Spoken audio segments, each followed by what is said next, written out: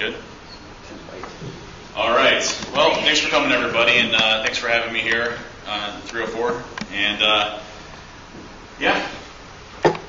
So I'm Dave Kennedy. I wrote the Social Engineering Toolkit. Does anybody here use the Social Engineering Toolkit? Got a few people. That's always good. I also contribute to the Backtrack team, Metasploit. I'm a frequent member on the Social Engineer podcast. I'm a director of information security for a Fortune 1000 company. As you can see, I'm pretty technical, so it's kind of weird. So I get to talk to executives and I get to talk to the technical people, so it's kind of a nice hybrid. My main focus has been penetration testing and exploit development, and basically an exploitation focus. Before I worked for the Fortune 1000 company, I was a partner and VP of a consulting firm, and before that I worked for the National Security Agency. I thought you weren't allowed to say that. Yeah, they're not supposed to, but National Security Agency. Actually, I had someone come to me after a talk at SMoothCon and say, hey, they don't like when you use their name. I'm like, what, the National Security Agency? So I'm probably going to get like completely, tackled or something here. Just say no such agency. Right. Before I upload it to the website, I'll make sure I change it to a 3-letter agency or something, right? But yeah, so talking about the agenda, talk a little bit about the overview of perimeter security, the main attack vectors utilized to compromise the perimeter, walkthrough of each attack vector, and recommendations and conclusions. And one thing I want to start off with is we're getting better. We're doing a lot better when it comes to security. At least a lot of us are. A lot of companies are. There's still a lot of companies out there that really just suck. But for the most part, a lot of us have gone through penetration tests. We know what they are. A lot of us have vulnerability scans performed on us. A lot of us have people dedicated to security. The company I work for, I have 14 people on my team, specifically dedicated to the technical side of security, the information security element. So security is getting better in a lot of cases. So you're not finding the traditional SMB exploits that you found in 2000. SQL injection is 10 years old. I mean, I don't know how many more presentations we can see about hacking via SQL injection. It's we're doing a pretty good job of this tackling those, is what I've seen. We spend all this money on web application firewalls, and host-based intrusion prevention systems, and patch management, and a SIM, and all this crazy stuff, right? So what hackers do is they adapt and overcome, right? We're lazy. We like to go the easiest route. So instead of tackling your $1 million firewall or tackling your web application firewalls, we're generally going to go in and try to find the easiest route in. We'll talk about social engineering and the zero-day angle a lot. But I can say that there is a lot of companies out there that are still really basic when it comes to their information security program. A lot of companies out there are really immature. So the concept of this is that you're doing a penetration test and your traditional attack vectors aren't working. So what other avenues do you have? And so you've undergone several dozen penetration tests and vulnerability scans. And does everybody here have a penetration test done on their organization? Does any of them not break in? Yeah, a lot of them.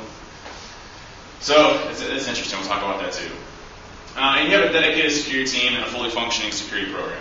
You have antivirus, you have HIPs, you have IDS, you have heuristics, you have behavioral detection, you have all these different types of technologies that you've invested in. So talking about the different types of perimeter hacking options, the two that we'll be talking about mostly focused here is social engineering and physical attacks, and the zero-day angle.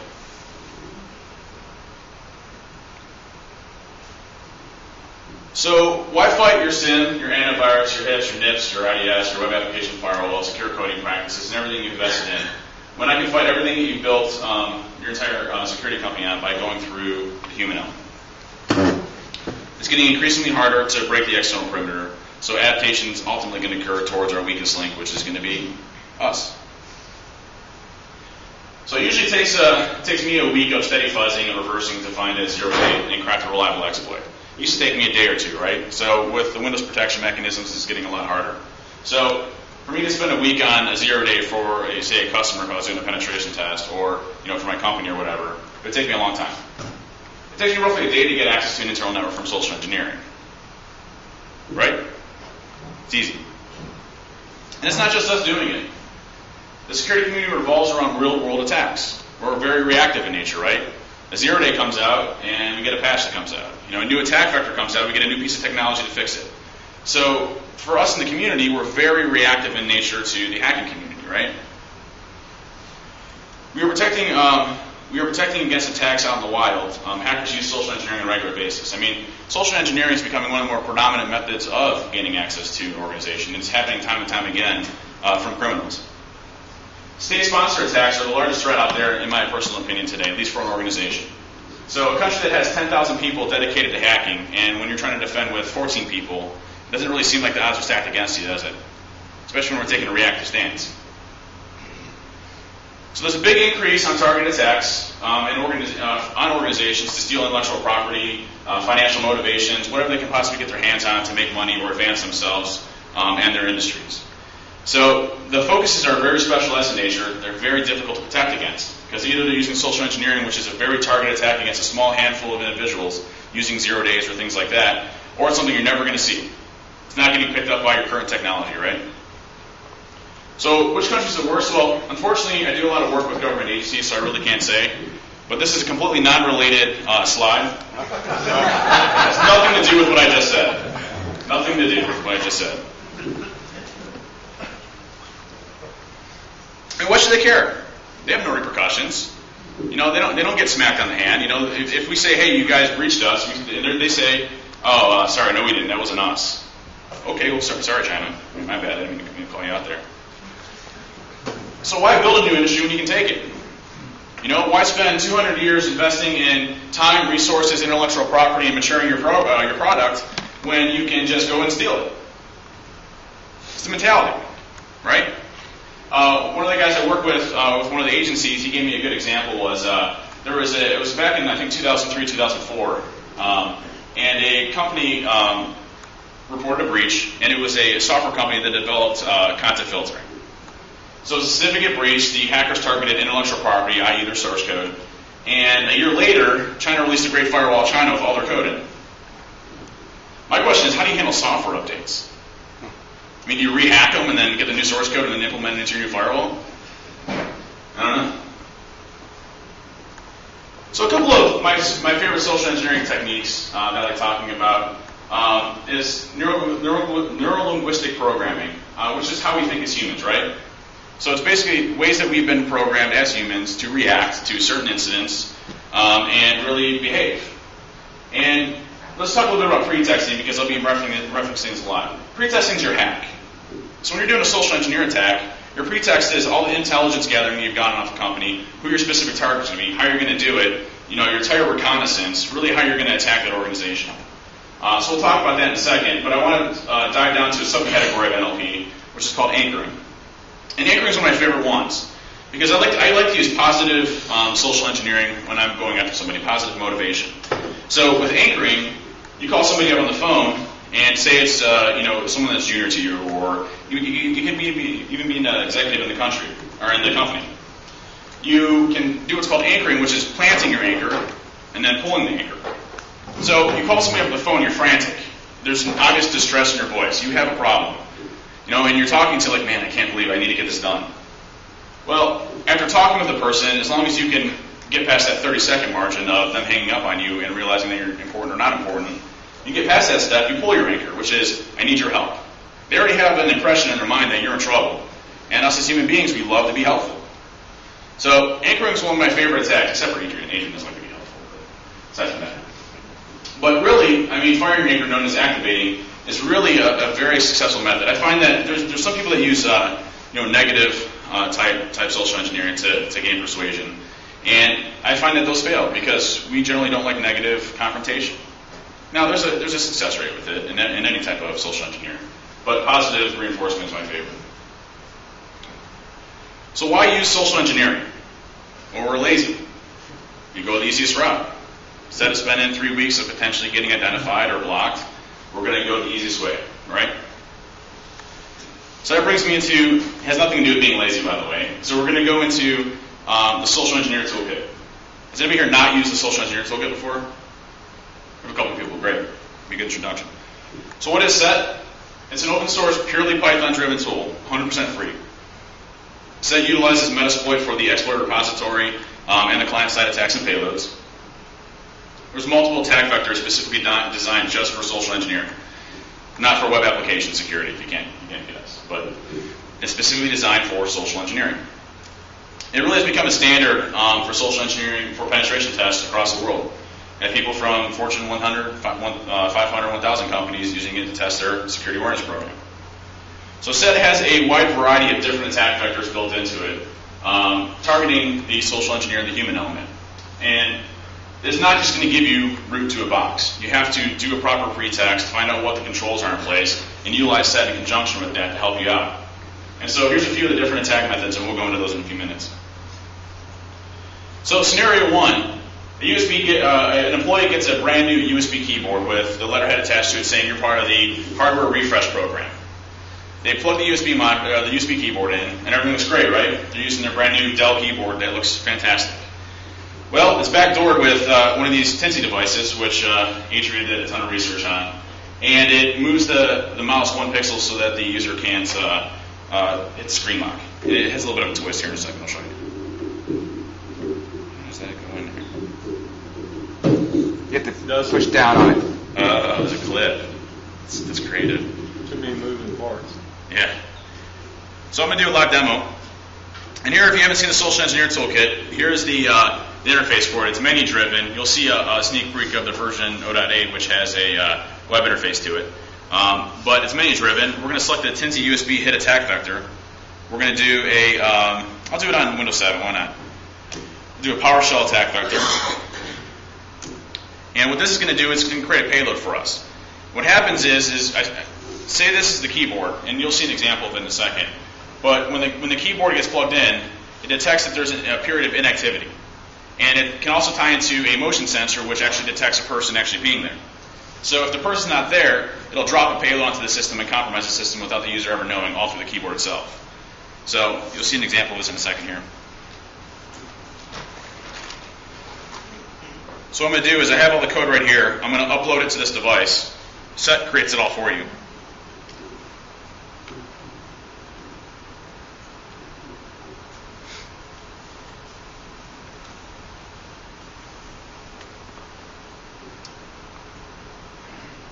So we programmed our Tinsy device, and now we're ready to go. On our awesome Windows 7 machine here, we're going to plug in the device. And again, this is simulating what could happen with the keyboard, right?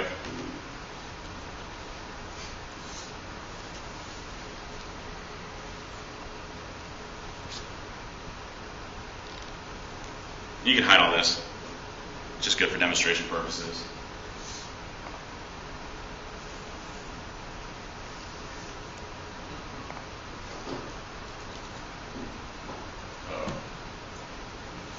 Demo gods. Did you make your sacrifice? I did make the sacrifice. You know, I was actually swearing at him today. 1 second.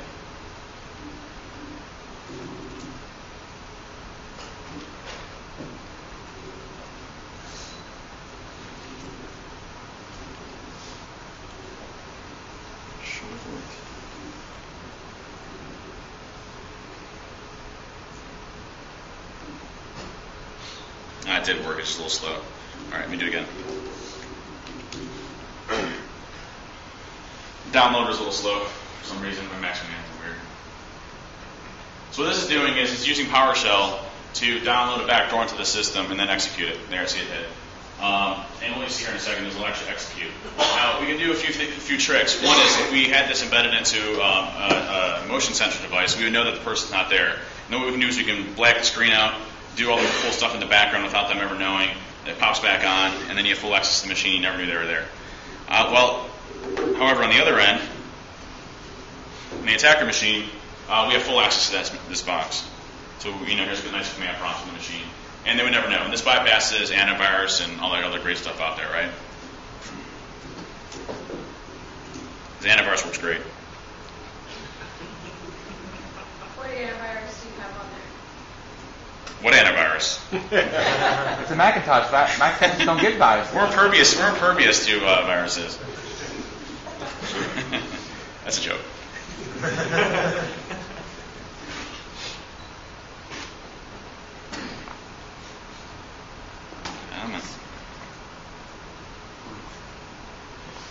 So the keyboard attack bypasses all auto-run capabilities, and the reason being is this device looks like a keyboard.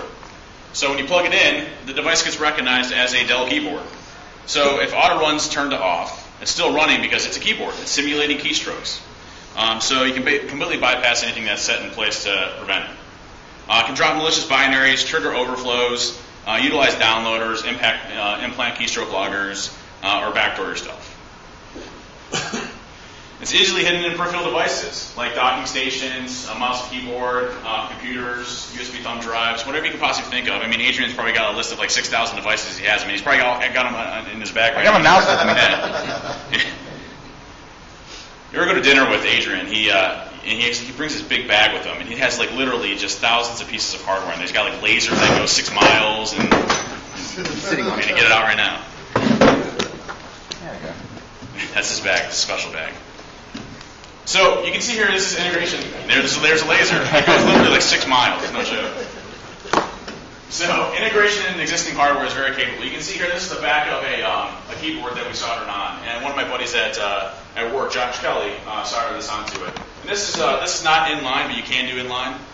So I mean, we soldered it back to the USB hub because it was easier, but it's still got recognized as a Dell keyboard. And this is it put together. There's really no difference, right? And funny joke about this, if you haven't heard this before, I've talked about it a couple times in a couple talks. But what we did was, when we were testing this thing out, we wanted to see how effective it would be, but we weren't going to do anything malicious. And it was ultimately to prank our CSO at the company. And so we had a dry run on one of the guys, Stacy. And what we did was, I think it was every like minute or 30 seconds or something like that, we'd have the mouse move 50 pixels left, 50 pixels right, and then click. So, his mouse would just go haywire.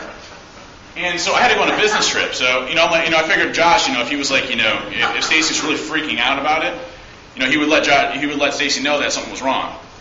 Well, I get back after a week, and no one had told him anything.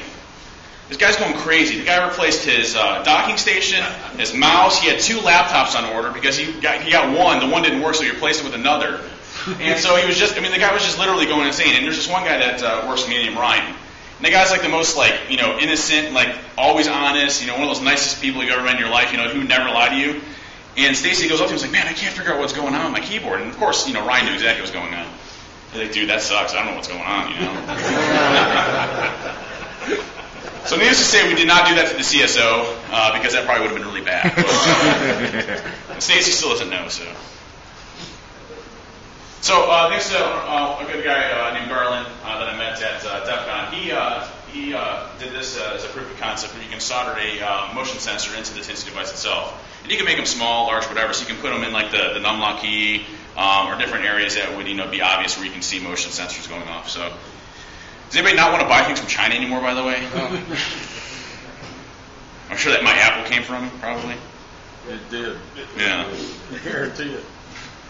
So scenario 2, the Java applet attack. You perform recon in the company, you're targeting them, you understand their lingo, you harvest email addresses, you know what your pretext is. And this attack vector is used in multiple ways. I mean, you can claim to be an internal employee, spoof your phone source, right? So you're coming from an internal number. And you call them up and say, listen, I'm in the sales department, I have a really important customer, I need you to go to this website.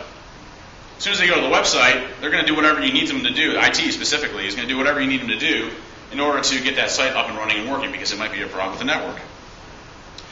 So you can register a name that's similar to your victims or something that sounds legitimate in nature. And you call up the sales department claiming to be a customer that's experiencing issues, right?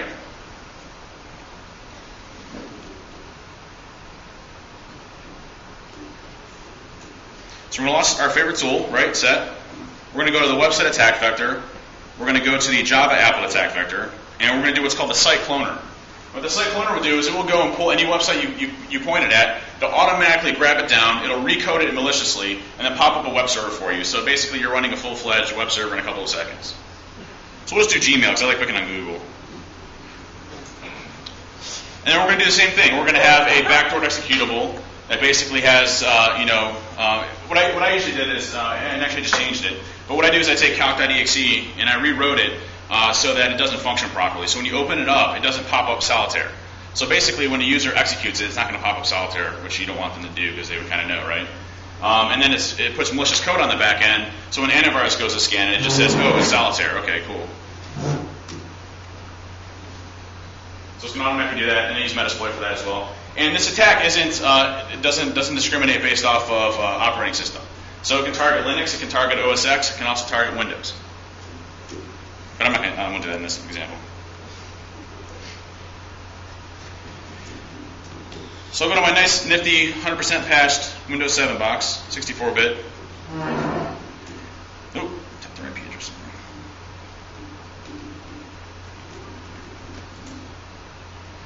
And you go to this website, it looks 100% like Gmail, right? It looks every way in identical shape or form to what you would consider Gmail. It's running a little slow. Normally it pops up like really quick, but it'll hit in a second. And you get this Java applet warning saying, hey, name Java, you can name it whatever you want to, but publisher Microsoft wants you to run this applet.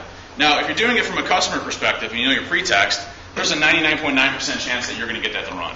Now, you can make that say whatever you want to. You can have the publisher say Microsoft, you can have it say Apple, you can have it say the company name that you're going after, you can have it say whatever you want to, right? As soon as you hit run, if you notice what happens, look at the URL bar on the top. Where am I at? Google.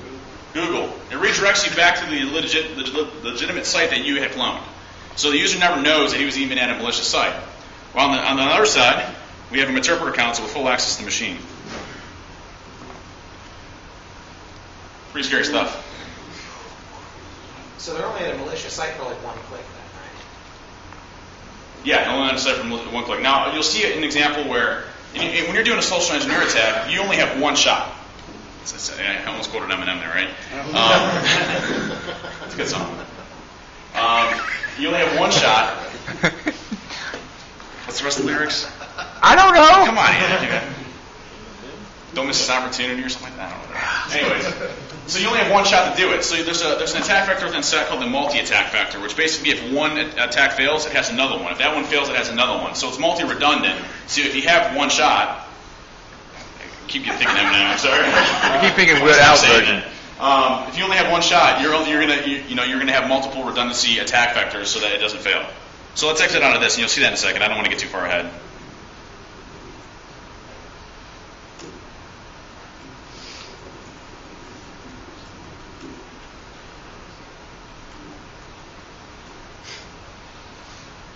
So the Thomas Worth attack vector, a guy named Thomas Worth came to me, and he really was a good fan of the social engineering toolkit. So me and him came together, and we wrote the Java applet, which was released at SHMooCon last year. It's changed significantly since then to target multiple platforms.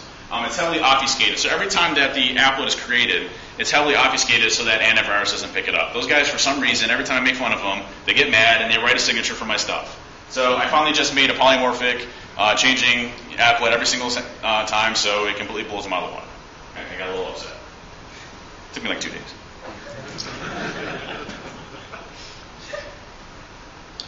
So the multi-attack vector is you want to build the best possible pretext, right? If one option fails, you have multiple other ones. You really don't want this to fail.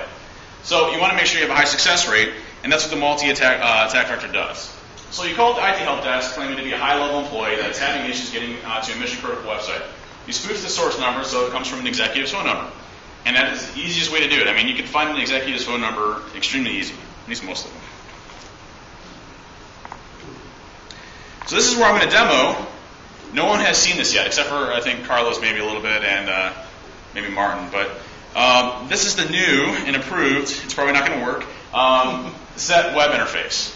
So last night I was talking, and I've been meaning to write the SET web interface. So I was up till like 4 a.m. last night, and then all through today. So I wrote a total of 1,374 lines of code between yesterday and today to get this done. So if it doesn't work, I had a lot of effort going into it, so at least give me that.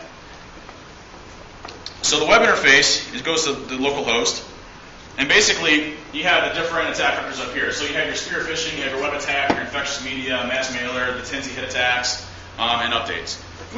We'll go to the web attack, and down here you have all your options. So here we're going to select the multi-attack vector. We're going to clone Gmail. We're going to select the client Metasploit browser exploit. So when the user hits the site, it's going to throw up a browser exploit at them. So hopefully that'll be successful. If not, it'll try other methods. So we're going to use the Aurora attack vector, which will not work on the Windows 7 system that I'm going after, right? And then we want a reverse interpreter, which is our #1 Swiss Army knife. And then you have different encoding options. So you can use the Shikata Gaine, or the multi-encoder, or the backward executable, which is the best one. And then you have your options here that you can change. So you can have the default port listeners, things like that. And one thing that's nice with this is SET SET is made to be customized to your attack vector. So in SET, there's a config file called setconfig under the config directory. And in here, there's a ton of different flags that allow you to customize SET. Now, in the new web interface, I've coded in the different flags. So when you add a new flag, like for example, say you put the self-signed Java applet on, which allows you to, instead of it saying Microsoft, it does whatever you want to. If you enable that and you launch the web attack, the web interface, you'll actually see those new options there for you. So all of these different options that you can customize to your attack will now show up on the web interface, and you can dynamically create them there. Carlos gave me a great idea to be able to edit the configuration file from the web interface. I didn't have time to code it today, but it'll be in the version 0.8 release as well. So if I turn auto detect equals off, so it doesn't automatically detect my IP address, like for example, if I'm doing a port forward situation, or I need to put an external IP address, all those options will now be dynamically written into the SET web interface. So it's all pretty sweet. So we're going to use the in the attack vectors. What you can do is you can combine all the vectors. You can do the Java applet method, the Metasploit browser, the credential harvester, the tab nav, and the man left the middle, the webjacking, all the different types of attacks that are in there. We're going to use use them all, aka the tactical nuke option.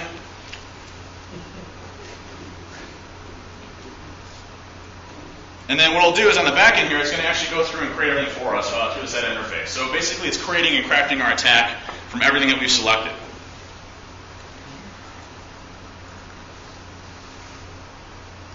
And it worked. So we're going to go back to our machine here. That's the Windows 7 64-bit fully patched. Now, I'm going to hit 172.16.32.184. I want to show you something. It's going to try to send the Internet Explorer or memory corruption vulnerability, right? But it's going to fail because it's not vulnerable. At least I hope not. And then we're going to get our Java applet because that failed now, right? But say the user's like, man, I'm not clicking on that. So he's going to exit out of that. But he's at the company website. He's going to enter his user credentials.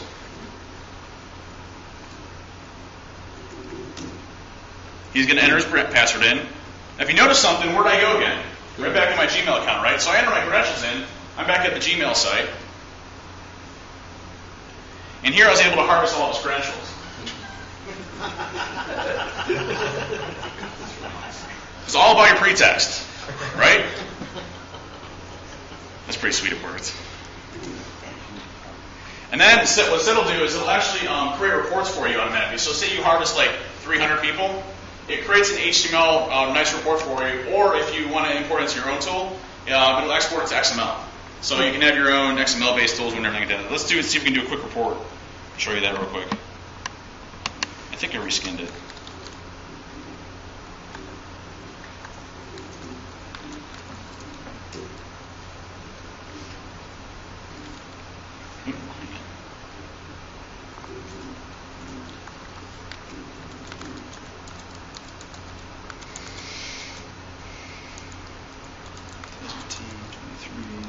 It doesn't by timestamp. There we go.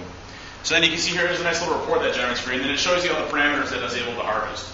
So you can, nice report template, what it did, how it was able to get them, et cetera, et cetera. So it has some sort of built-in intelligence in the back end.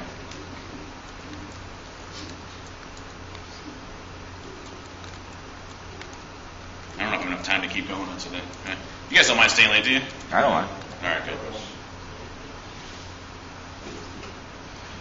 So why is this so effective? Well, I mean, funny enough is one of the guys from Paul.com, I was in a presentation one time and I said, how many people here use SET? And everybody, in the audience, a lot of people raised their hands. And the one person left his hand up. I'm like, well, why is your hand still up? He's like, I got to complain about SET. He's like, I'm always up to, hearing improvements or things like that. He's like, no. He's like, I'm not allowed to use SET anymore in my office. Well, why's that? He's like, I have 100% success rate. My boss got tired of hearing about it. So it could be good, it could be bad, I guess, on how you perceive it, right? But I'm telling you, use this, it will be successful if you do it in the right pretext. And our brains all work the same way. We're all vulnerable to the same exact thing.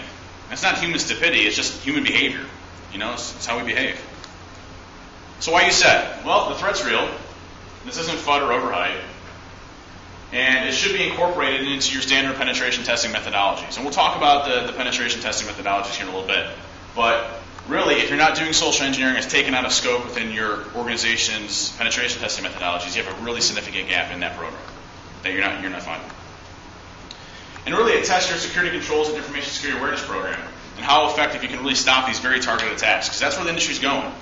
I did a presentation with one of the gentlemen from the FBI, and if you look at the long, anybody here familiar with the long tail of business? It's basically a concept where you have this head, which is this little slant, and then you have a tail. And the head is where all of the current economy is at right now, right? And the tail is where everything's going. And basically, with security and hacking, our focus as enterprises have been in that head area, whereas the most impact to our business is on that tail aspect. It's those very targeted and focused attacks that we never detect that have the most damage, right? Stealing 150 years or 200 years worth of intellectual property hurts, whereas we're all accustomed to virus outbreaks nowadays, right? So let's talk about 0 days. So 0 days are defined as something that doesn't have a patch, right? It's 0 day. 0 days are out there. They aren't public, and they are at least not a lot of them. And they can be used for years without being released and being detected, right? Adobe has lately been hit with what seems to be almost every week of the new 0 day. Did you guys know there was an Adobe party? I think I was talking about this on the podcast today, but there was an Adobe party for 0 days. So they actually had a party, and they had enough people to go to it, and the only way you can get in is if you had an Adobe 0 day. Kind of been a wicked party. Oh, sounds like it'd be too crowded. Yeah, probably.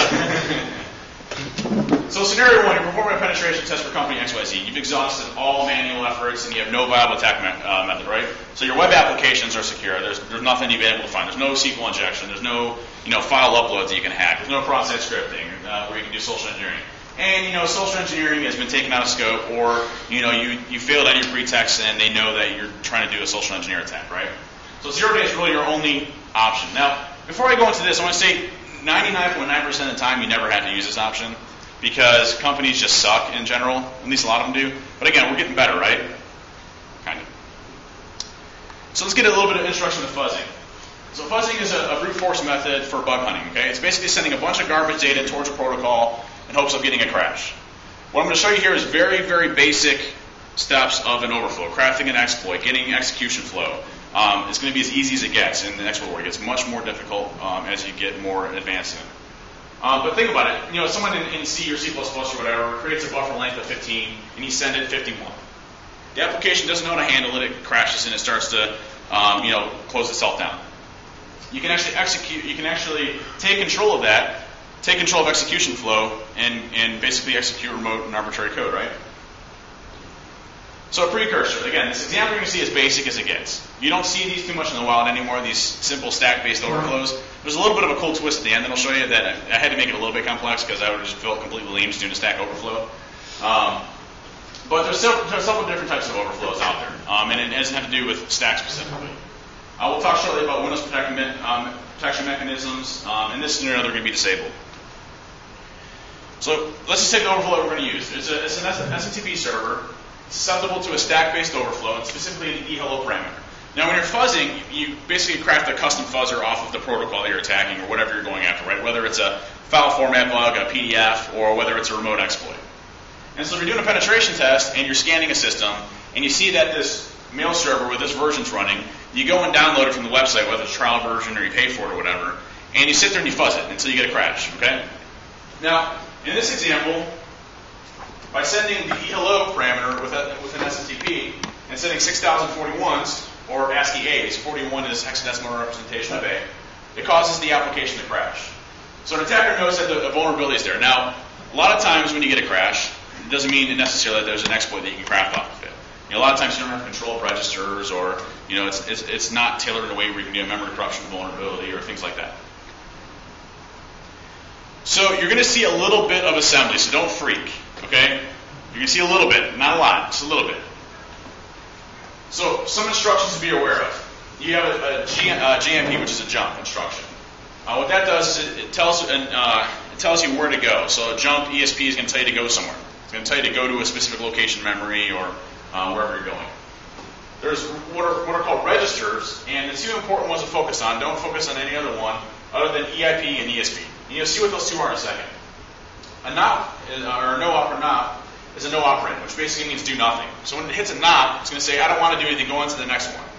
A NOP slide is multiple NOPs that basically create a NOP slide. So you have, say, 50 NOPs, and it says, don't do anything, don't do anything, don't do anything, until you hit a shellcode. Okay? So how Windows is set up here is you have ring 0, which is your kernel space. This is the head honcho of your operating system. It's the brain.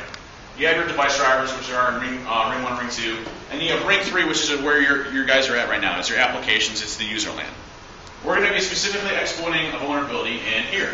However, a lot of exploits go here. You know, if you can get access to the kernel, you can patch specific memory instructions. You can take control of anything that's out there and elevate privileges or do whatever you want to. And that's where you see the rootkits, right? Rootkits are kernel level attacks. That's where you've seen a lot of the host-based intrusion prevention systems go. They're kernel level hooks that basically try to monitor system calls going on to the operating system. They use the same techniques as a hacker would to be the top head honcho in the kernel and basically monitor memory or monitor specific system calls. So here's what a stack looks like before a crash. Okay, you have your whatever you're doing here, a function or whatever, and here's what you call a return address. Now it's kind of flipped a little bit, but up here is what you call your ESP, which is that register that's your starter pointer. Okay, and what it says is, I know I need to start here. Okay, so it's at the top of the stack. Your return address is where it needs to go after it's done. So it starts at ESP, it does whatever it needs to do here, and then it goes on to your next thing, which could be another print hello world or whatever else goes on in your application. So ESP is up here, EIP is here. This is your return address. Okay, two important things to remember. Crash or an overflow, what it does is it shoots a bunch of A's, for example, to cause a crash in the memory. Okay, and it overwrites your return address. Now again, this is a very basic example. It overwrites your return address. And when you can control your return address, you can control exactly where you're going in memory, and you can basically obtain execution flow and execute shellcode. So in this example here, we have a memory address that says, hey, go somewhere and do something else. Okay, but we have control of memory, which is important.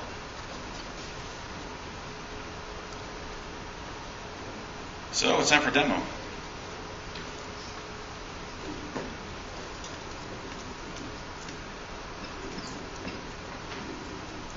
So what I'm going to do first is I'm going to run Spike, which is a fuzzer. What Spike is, I built a custom fuzzer for the SMTP protocol. It's basically going to go through and fuzz. Now I wrote a Python wrapper around it, so it made it easier for demonstration purposes. What it's going to do is it's going to send a bunch of garbage data to all the different types of parameters within SMTP.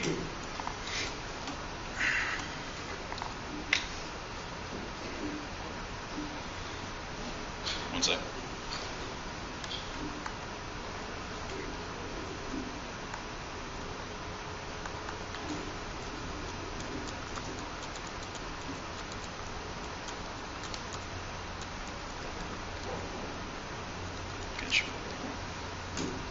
Okay, let's run the fuzzer, and it's going through, and you see we get a segmentation fault or a closed socket. So it's not, basically the application did something. Either it detected that we're flooding in with a bunch of stuff, or it crashed. Now, what I can see here is that, if you look at these two symbols here, this is parameter 1, and then how much is sent at it, okay? Now, we don't really necessarily want to worry about that right now, because if you look, we probably didn't crash it with 57. So I'm going to go back to my next largest number, which was on parameter 1 of 1 with the variable size of 5,000. So my guess is around 5,000 or so we caused a crash. Now what you can do is you can set up Ethereal and see what packet actually grabbed it if you really want to go into it. What we know is around 5,000 or so we have a crash. So we're going to create a Python script real quick. And you see here we had the crash. The application crashed, which is good. But we don't know if it's exploitable or not, right? I mean, I wouldn't give you a demo that wasn't exploitable, but still. You guys kind of guess that. So here's a simple Python script. And here we import socket, which is a module within Python. We open up a raw socket. And basically right here is we connect to this specific IP address on this port. We send the eHello parameter, right? And we send a buffer. If you look at buffer equals A times 5,500. So we're basically sending the eHello parameter plus 5,500 A's in hopes of a crash. Now we're going to monitor our progress inside a debugger. Now the one I prefer is either WinDebug, which says you can do kernel level debugging in. But we can also use this one of my favorites is immunity debugger. So we're going to attach to the running process, which is running on port 25, right there.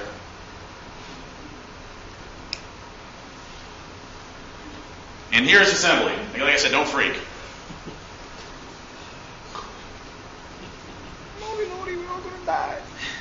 Adrian's freaking. So we set our buffer, and you notice here we get a crash. Down here it says access violation when executing 41414141, which is A's. Two things to look at up here is, what's our EIP? 41414141. If you also look, up there where our register is at is ESP, it's pointing to a bunch of A's. So this is like the best moment for a hacker right here. I mean, you've got the easiest exploit in the world. You've got control of EIP, you got control of ESP, and you basically are going out and partying all night because it's the best exploit you've ever found. So, not yet. Actually, yes, there is a little bit of catch to this with this exploit. So what we have to do now is we don't know where in EIP our 41414141s are at. So it's somewhere in a buffer at 5500. We have no idea. So what we have to do is we have to craft another buffer that basically has a string of 5500 unique characters. And Metasploit has a great tool for us. It's called pattern create and pattern offset.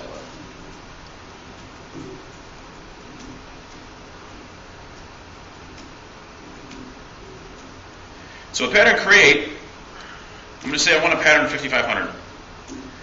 What this does is it creates a basically unique string of 5500 characters that we're going to shove into the buffer, and then EIP will be a random value. We feed it to pattern offset, and it's going to tell us where exactly our A's are at. So let's look at my second example here. So here's the unique buffer right here, all the unique stuff, right?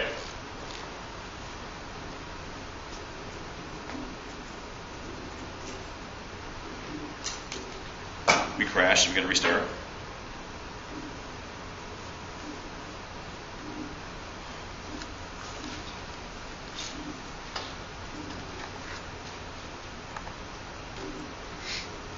And then what we're going to do is we're going to send it. And we notice we had a crash again. And this time our value of EIP is 386E4737. So that's the unique pattern that we sent through. We don't know where it's at yet. We're going to find out in a second.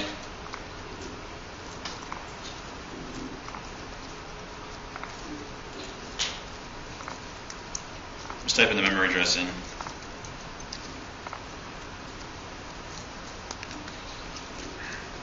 And I'm going to run pattern offset.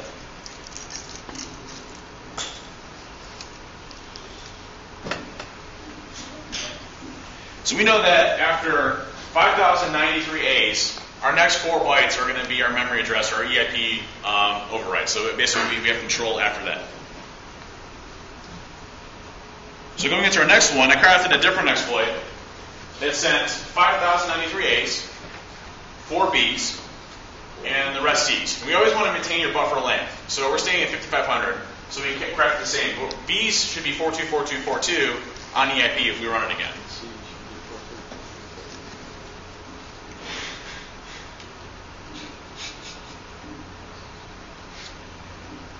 Dave, is there significance to the A's as far as that, like, No. execute? Well, my understanding is it's some kind of. I thought it translated to something. I thought it translated to something in x86 assembly language. That's essentially not a no-op precisely, but something like a no-op, like execute next instruction. It's just a letter that does it. X41 is not a special like X00 and X80 and stuff. There's literally like 1,000 or probably hundreds of assembly instructions that you can use that are non-harmful in manner. Because a lot of times what you find is... But I thought A was one of those for some specific reason. I thought it was something that translated like execute next instruction or something along those lines. Yeah, Just- increment. Yeah, I think it's like, yeah. It's an increment. So that's the reason why they usually use A's for that. Okay. Yeah, if you don't need that registered, you can obviously do that. So, triggering our overflow again, you can see that EIP now is 424242. When you look at where ESP is at, we have all C's. Fantastic. We're doing great. Now you know you're... Not yet. You don't know you're good yet. Now you know who to send it. I'll show you in a second.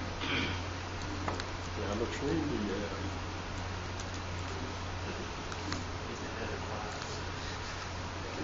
So what we need to do now is we need to write our our EIP address to say jump ESP. Remember I talked about that jump address? What jump ESP is going to do is going to tell us to go to our starter pointer, which is where all of our C's are at, and then execute our shellcode. So basically we're going to replace EIP with a jump ESP, and you can find that just by doing Control F and looking for a jump ESP. We find a memory address at 7C34 or 94. I can't even read that over here.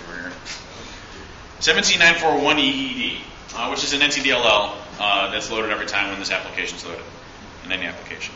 What we're going to do is we're going to put a breakpoint here to say if we hit it, stop right there, and then see what we're going to do next. So here what we've done is we've replaced our buffer address with the memory address. Now it's a little Indian, so we got to write it backwards. Sorry to confuse you guys here, but so you can see it's 7C941EED, right? So when we fire it, we should hit our jump ESP. Now we hit our breakpoint, we're at our jump ESP, we're going to step into it, and we're at our C's. So we're at all of our 4.2s. So 4.2s, 4.2s, 4.2s, 4.2s, right? So we're here. Next, what we need to do, almost done.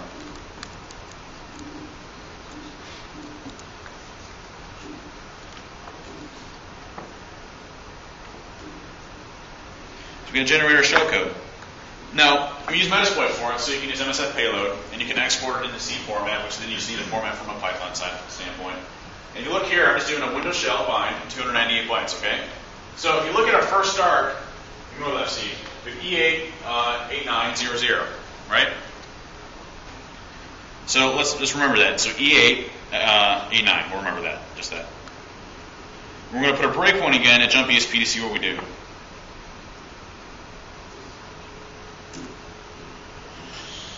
So we hit our breakpoint, we're at our jump ESP. We drop into our knob slide, put a couple there, and we're at our, if you look at, we see we have the FCEA89. We're at our shellcode. Now, if you start looking down, we have a slight problem.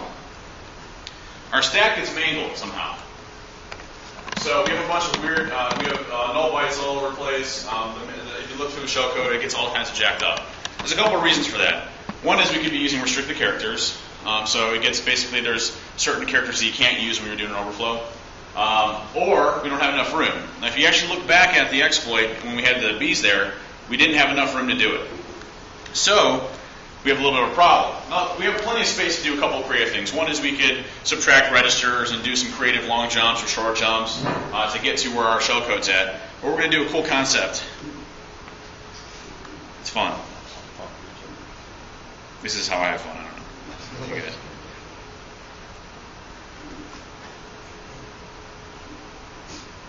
Hey, immunity crash. That's a good one. Community crashes. How do you debug that debugger? You can put a debugger. Ollie D. Sounds cool. Recursion. So I'm going to introduce you to a topic called egg hunters. And what egg hunters are basically a small, I think it's 19 bytes of instructions, assembly instructions. And here's all of our shellcode, okay? So let's just take a simple, let's just take the eHello attack. So we have 5,500 A's that we can shove into there, right?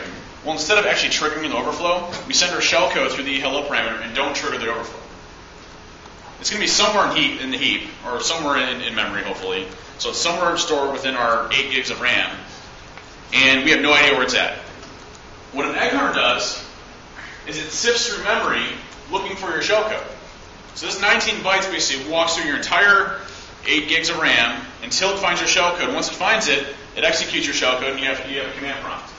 So it actually looks for woot woot in this example. So you come out here looking for woot, and it's going to look for woot woot. Once it finds it, it's going to execute our shellcode, hopefully.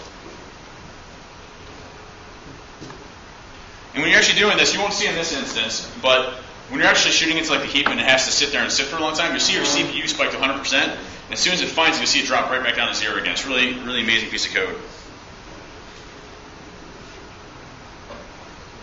So we'll go ahead and run it. And hit our breakpoint. So we're at our jump ESP. We're going to go ahead and step into it. And here's our egg hunter right here. It's a little bit of code right here. And it's going to sit there and loop through every single memory address until it finds our shellcode. So it's going to go through, and you can see just looping until it finds it.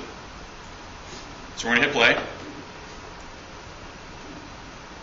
And if I do netStat, see here I have a list around 4444.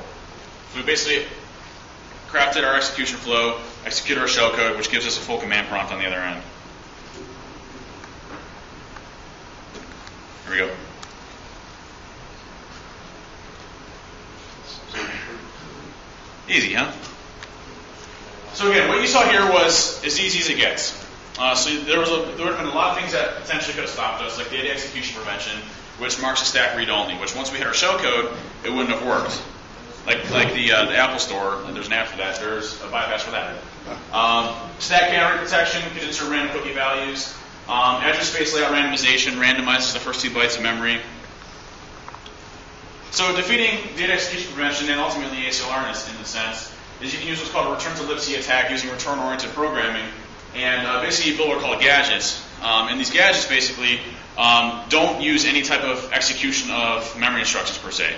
So you know when we overrode EIP, you basically have a set of memory addresses, like 30 of them or 40 of them. It's basically a big puzzle that actually goes to other memory addresses and just snags different memory instructions until you can tell the operating system to call a function called write process memory, write it to a writable memory address, and then execute it. So you can basically bypass data execution prevention, and you can essentially bypass ASLR too as long as the memory addresses that you're calling are located within an application that's not using ASLR.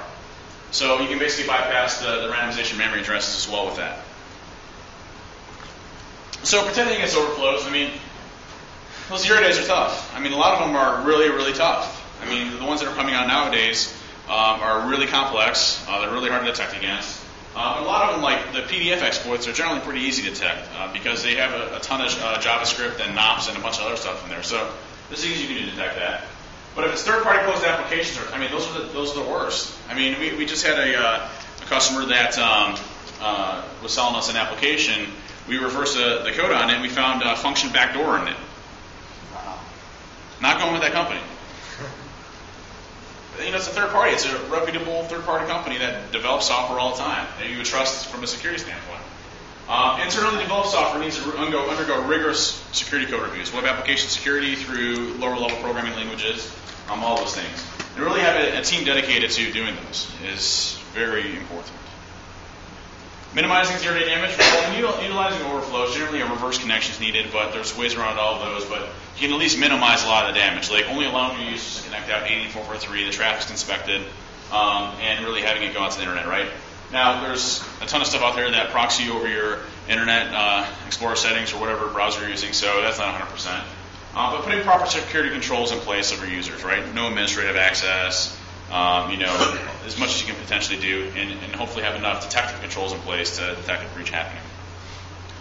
So I'll try to wrap things up here really quickly, is traditional penetration tests, as we know it, are dead. And this is a talk that I gave with Eric Smith, a really great guy from Layers Consulting. We had a talk where basically the penetration testing community as a whole is focusing on this methodology. Is what they're calling penetration. And it's not everybody. I mean, there's a lot of great people out there. But they're focusing on a very small percentage on intelligence gathering. It's primarily scan, exploit, and a small portion of reporting. So, running vulnerability scanners, running exploits based off the results off of that, and then reporting on it. Now, that's absolutely necessary for a company that's immature in security. It gives you at least a solid baseline that you're not going to get hacked by the lowest level of script kiddies out there, right? So, this is necessary for the smaller ones, but again, we're getting better, right? A lot of times businesses take it out of scope. Like social engineering, for example, gets taken out of scope. Or, it's our PCI zone. You can only touch that. You can't touch the rest of our company that has full access to our PCI zone. So they're really focused on the small aspects of the network, whereas the whole is the major risk. There's no solid framework for us to understand it, right? There's, not everybody gets to do fun stuff like this every day. So there's no solid framework or definition of what a penetration test should be. And really, it's kind of chaotic at the moment. Really where we need to go, again, this is from Eric's side of the house. He did it great on the slides on this. Is intelligence gathering has to be a huge portion of your penetration test, just huge. It has to be profiling your organization, understanding it, understanding what the true business impact is going to be from a penetration test perspective. Footprinting the organization, learning the network, doing your vulnerability analysis. Notice I didn't say vulnerability scan. Vulnerability analysis. Finding out what your best pretext is going to be if it's social engineering. Finding out what your best avenue in is going to be web applications. Is it going to be a zero day or an exploit? The exploitation phase is extremely small. It only takes one exploit to get in. If you've done your proper intelligence gathering. One of the examples that Eric used was his favorite thing was to look at Facebook and look at all the new employees.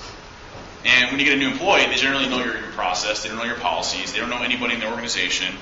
So you can generally use them, social engineer them, and get full access because they have no one yet.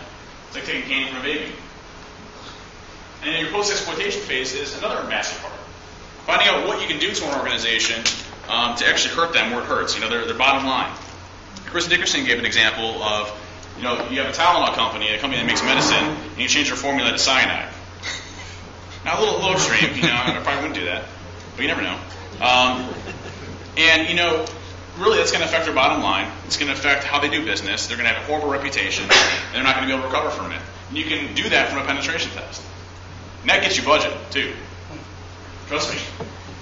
And clean up, making sure you don't leave any remnants over there. And then the reporting elements of how they need to mature and grow is another insanely important part. So if you aren't doing these type of things in the penetration test, if you aren't doing SE, you're really missing out. If you don't know about it, you should learn. Social engineering really isn't that hard. I mean, there's people that specialize in it and are just insane, with like PhD professors and things like that. I mean, well above me. But it's generally how you behave with humans. Just change your character, pattern just a little bit. You'll see it. I use social engineering with my wife all the time.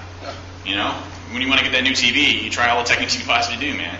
So she's actually getting pretty smart about it, too. Success ratios with SET are estimated around 94%. What I did was I took a survey with people that use SET and found out what their use was. And I found that the 6% or whatever was for not doing the proper pretexting, not building your attack vector up enough to actually exploit the victim.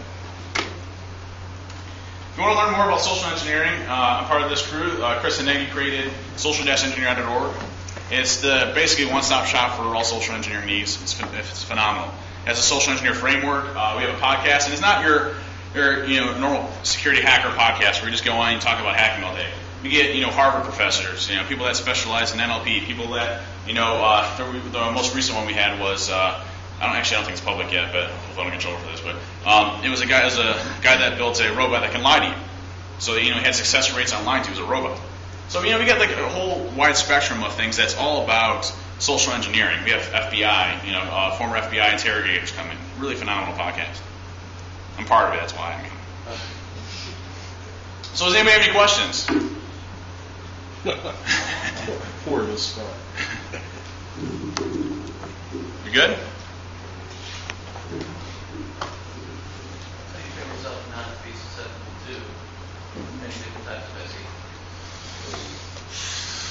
That's a very good question, and it's a very difficult one to answer. Social engineering in general, let's just take it from a holistic, corporate perspective. You can have a very formalized user awareness program that hits them very hard all the time.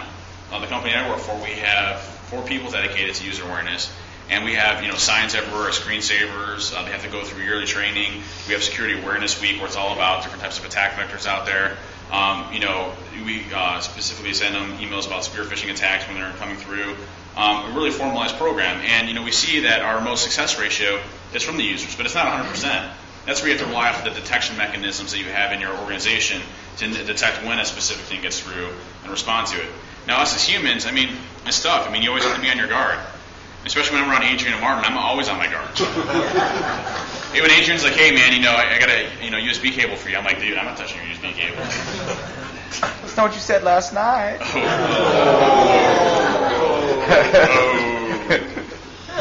But you basically have to train yourself differently.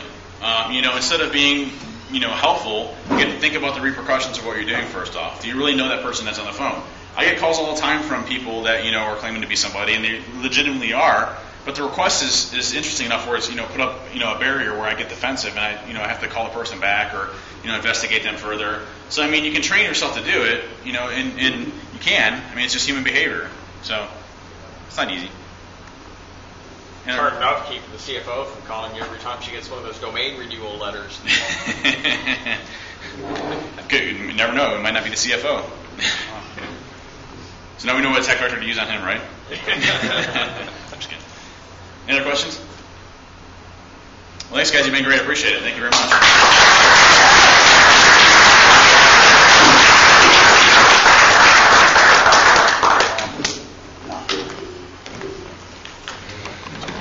Yeah. What do you guys think? Great. Had a good time.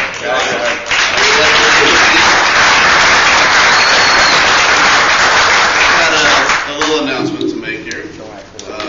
Some of you may know or may not know.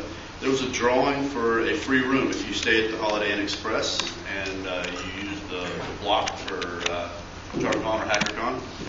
And interesting enough, one of us won. John, come on, brother. All right.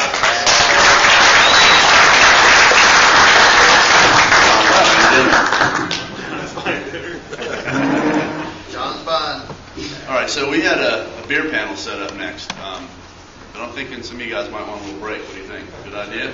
Yeah. We'll have dinner, maybe take an hour or so, come back, see who shows up. We'll hang out if we get enough interest in having a few beers and some discussions. Or I've got all the DEF CON videos. We can pick a couple tracks and watch them if you're interested. And all the black hat ones. You have and all the blackout.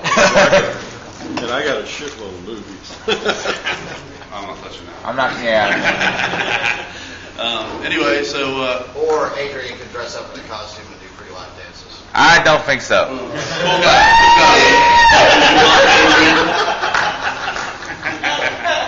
I vote for that.